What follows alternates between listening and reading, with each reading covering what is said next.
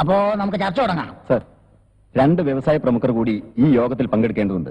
ഒരാൾ Kumar Kubera, cashew factory owners association president. മറ്റൊരാൾ മുൻ പ്രസിഡന്റ് പ്രഭാകര പ്രഭു. അവരെത്താതെ ചർച്ച തുടങ്ങാൻ പറ്റില്ല. അവരെത്തിയാലും എത്തിയില്ലേലും ഈ യോഗം നടന്നാലും നടന്നില്ലേലും 1 മണിക്കൂർ കഴിയുമ്പോൾ ഞാൻ അങ്ങ് പോകും. എനിക്ക് തലയോല പറമ്പ് അവിടെ ഒരു തറക്കല്ലിടാനുണ്ട്.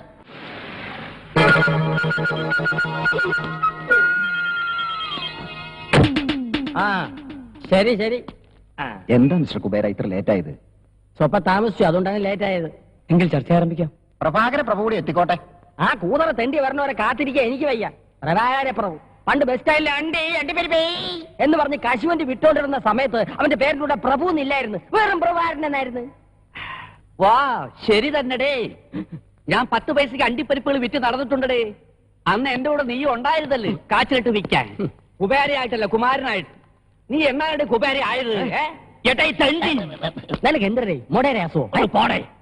സാറന്മാര് കേക്കണം കേട്ടോ. പറയ്. ഒരു പാതി രാത്രിയിൽ മലബാറിൽ നിന്ന് വരണ ഏതോ ലാറിയിൽ അണ്ടിച്ചാക്കും പ്രതീക്ഷിച്ച് അടിവാരത്തിലെ റോട്ടിന്റെ മൂലയ്ക്ക് നിന്ന് നിനക്ക് ചാക്ക് മാറി കിട്ടിയത് പൂത്ത പണച്ചാക്കല്ലേടേ.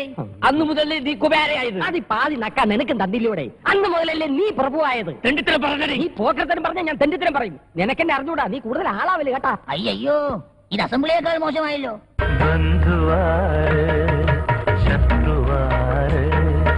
ബന്ധനത്തിന്നോവറിയും കിളിമകളെ പറയൂ. ഈ യോഗത്തിൽ പങ്കെടുക്കാൻ മുൻ പ്രസിഡന്റിന് എന്തൊരു കാര്യമുണ്ടടേ. മുൻ പ്രസിഡന്റ് എന്ന് പറഞ്ഞാൽ മുമ്പേ നിൽക്കണ പ്രസിഡന്റ്. നിന്നേക്കാ മുമ്പേ നിൽക്കണ പ്രസിഡന്റ് ആണ് ഞാൻ. അതൊക്കെ പള്ളിയിൽ ചെന്ന് പറഞ്ഞാൽ മതി. അവിടെ ഞാൻ ഈ യോഗത്തിനായി നീക്കി വെച്ചിരിക്കുന്ന സമയം കഴിഞ്ഞിരിക്കുന്നു. യോഗം പിരിച്ചുവിട്ടിരിക്കുന്നു. മന്ത്രി പോകുന്നു. വോട്ട് നമുക്ക് ചർച്ചകൾ തുടങ്ങി. തുടരാൻ നിന്റെ മറ്റവൻ വരും. എനിക്ക് സമയമില്ല.